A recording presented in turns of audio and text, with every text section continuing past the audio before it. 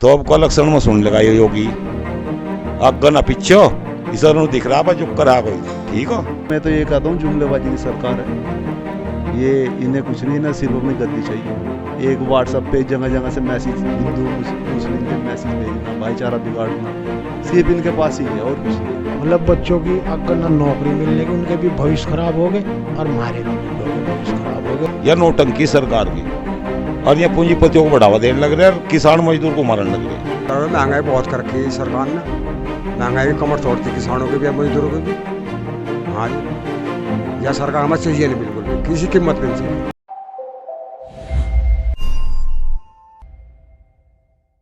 नमस्कार, स्वागत है आपका। मैं हूं कुमैल रिजवी। पिछले कई दिनों से हम मुजफ्फरनगर में टहल रहे हैं और यहाँ माहौल लेने की कोशिश कर रहे हैं कि इस बार चुनाव, जो आगामी चुनाव है विधानसभा चुनाव 2022, उसको लेके यहाँ के लोगों की क्या राय है। मुजफ्फरनगर की एक बात मैं आपको और बता दूं कि 2017 के विधानसभा चुनाव में यहाँ 6 की 6 विधानसभा सीटों पर बीजेपी का कब्जा रहा है। वही हम जानने के लिए आए हैं कि क्या इस बार भी इन लोगों का क्या मन है, किसको ये लोग वोट देने वाले हैं या क्या मूड बनाए हैं ये लोग। हम कुछ लोगों से जानना चाहेंगे। हम सबसे पहले तो हम आपसे जानना चाहेंगे कि क्या मूड बनाए हैं इस बार। आपका तो भाई लोकदल का नंबर है, लोकदल के साथ हाँ। अच्छा, क्या समस्याएं क्या है आपकी, आप लोगों की? समस्या यही है भाई, एक जो मतलब ना तो गन्ने का भाव बढ़ाया इस सरकार ने, ना मतलब पैसा दुआया, और भाई हमारा किसान आंदोलन देख लो कितने दिन से हो रहा है। तो ये ऐसी ऐसी समस्याएं हैं। आप ये बताएं कि मूलभूत समस्याएं क्या है जो आपको लगता है कि चुनाव में मुद्दे बनने चाहिए इस बार। मुद्दे तो बस यही है जी, चुनाव में निष्पक्ष चुनाव होना चाहिए। इससे यहाँ क्यों बेईमानी, माली घर आज गए हैं, चाहे जो कर लो जी या ना कर लो। अच्छा, आप कह रहे हैं निष्पक्ष चुनाव होना चाहिए। आप भी कुछ कहना चाहते हैं? हाँ जी, यार चलो, महंगाई बहुत कर रखी है सरकार ने, महंगाई की कमर तोड़ती किसानों के भी और मजदूरों के भी। हाँ जी, यह सरकार हमें चाहिए नहीं, बिल्कुल भी किसी कीमत पे नहीं चाहिए। बिल्कुल पूरी तरह से ये खफा लग रहे हैं। ये बताइए कि ये जो क्षेत्र है मुजफ्फरनगर या जो पूरा पश्चिम को अगर हम ले लें तो गन्ने की उपज यहाँ ज़्यादा है। गन्ना किसान, मैं जहाँ जहाँ भी टहल के आया हूँ, सब परेशान लग रहे हैं। आप क्या कहना चाहते हैं? देखो जी, गन्ने का 3-4 साल से आप भी देख रहे होंगे कोई भाव नहीं बढ़ा। महंगाई 70 रुपये से 110 पे जा लिया, आपका पेट्रोल डीजल बढ़ लिया। बिना डीजल के किसान नहीं कुछ कर सकता।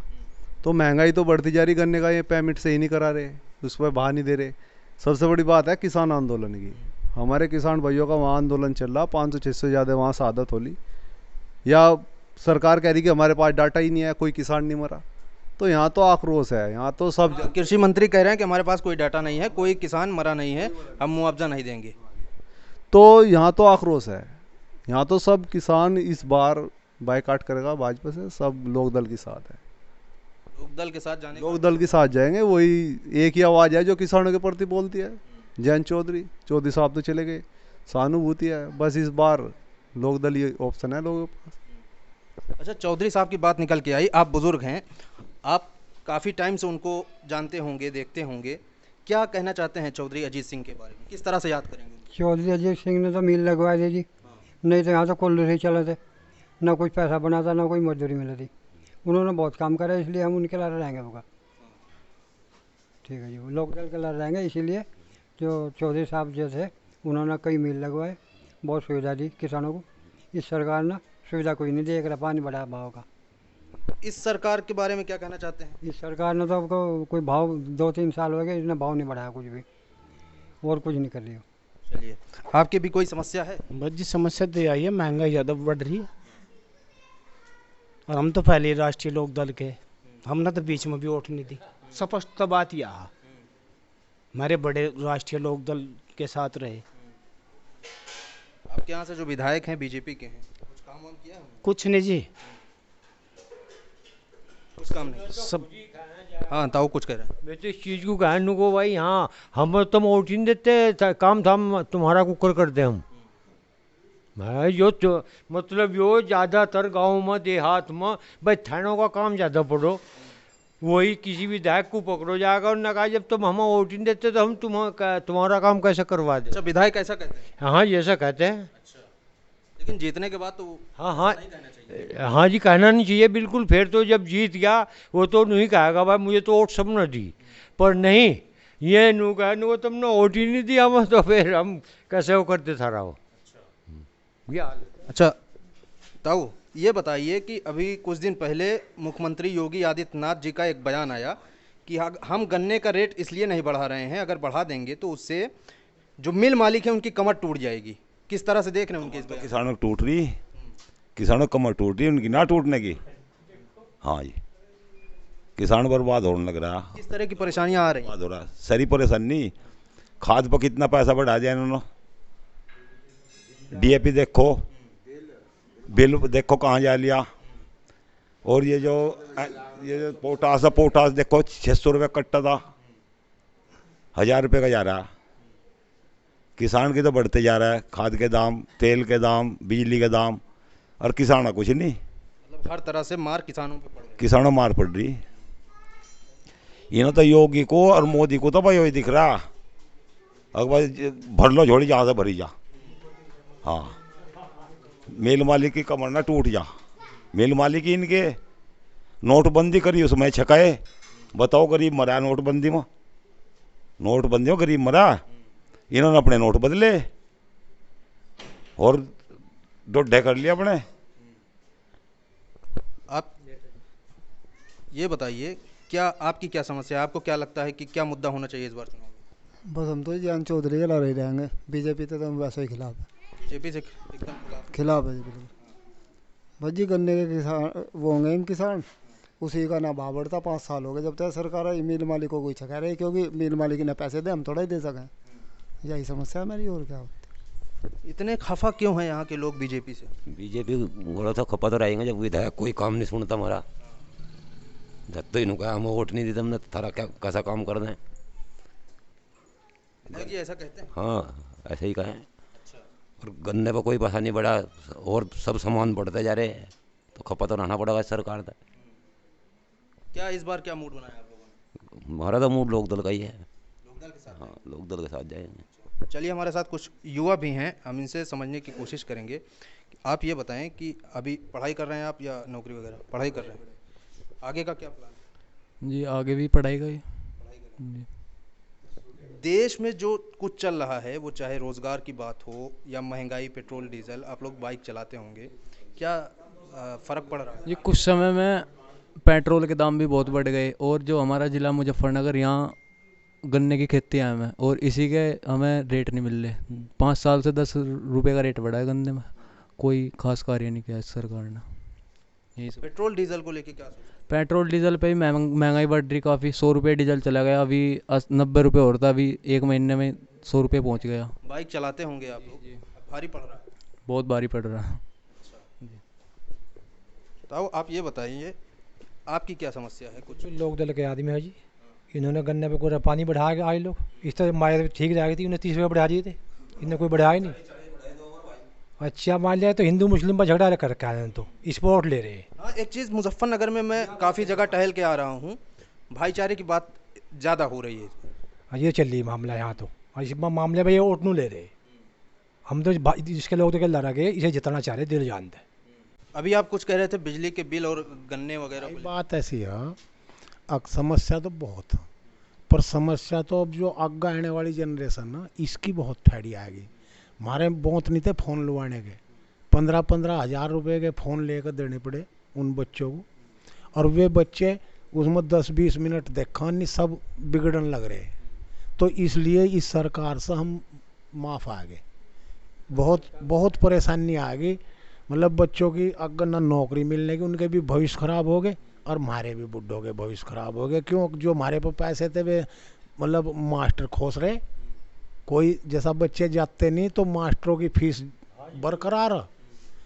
सरकार इस बात पर ध्यान नहीं दे रही कि भाई जब बच्चे नहीं पढ़ रहे तो मतलब पढ़ाई नहीं हो रही, फीस पूरी दे रही, और फीस सरकार इस बात पर ध्यान नहीं दे रही।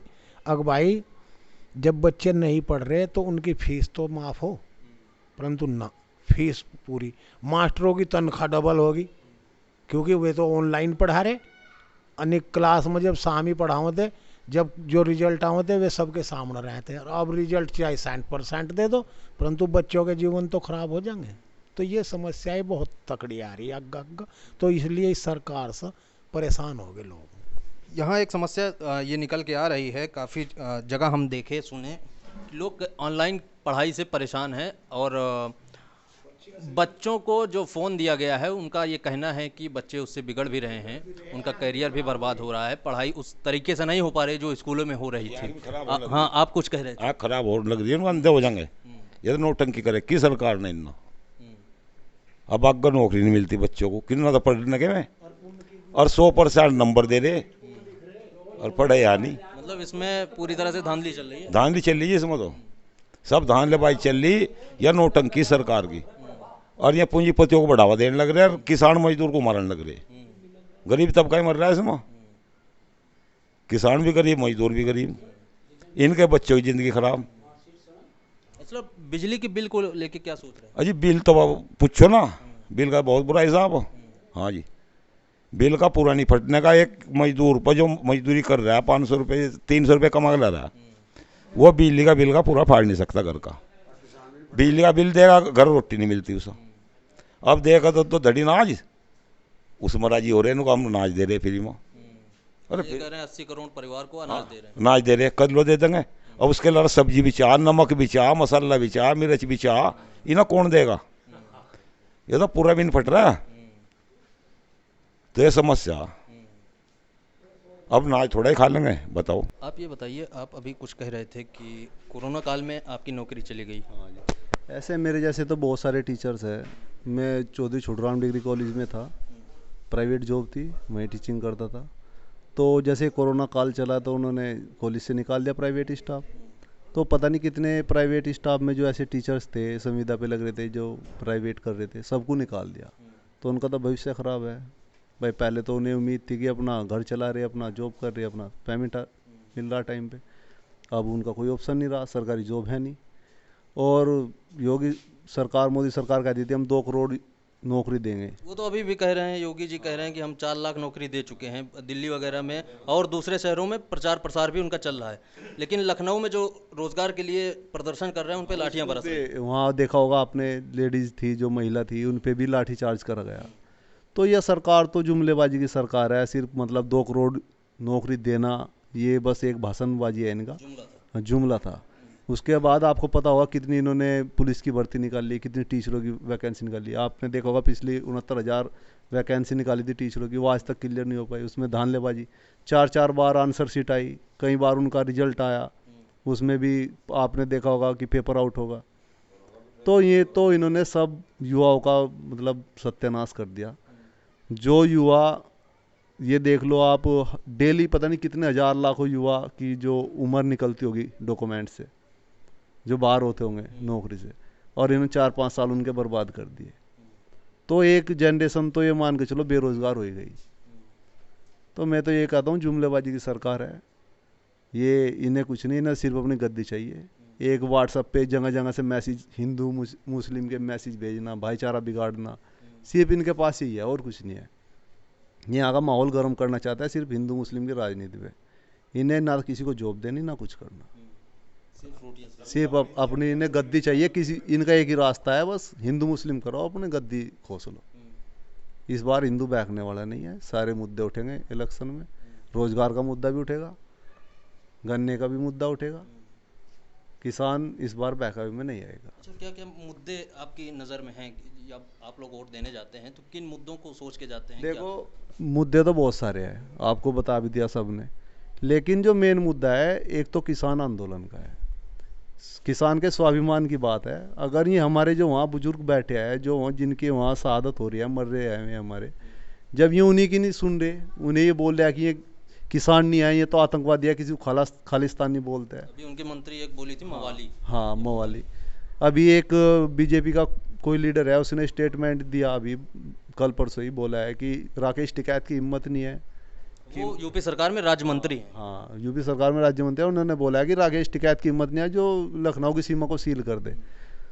तो ऐसी तो कोई बात नहीं, ना पता भी चल जाएगा उसमें हिम्मत है नहीं है। एक बार किसानों ने अगर अपनी उन्होंने इशारा कर दिया, जयंत चौधरी ने, राकेश टिकैत ने, तो इन्हें पता चल जाएगा लखनऊ क्या चीज़ है, एक दिन में सील हो जाएगा सब।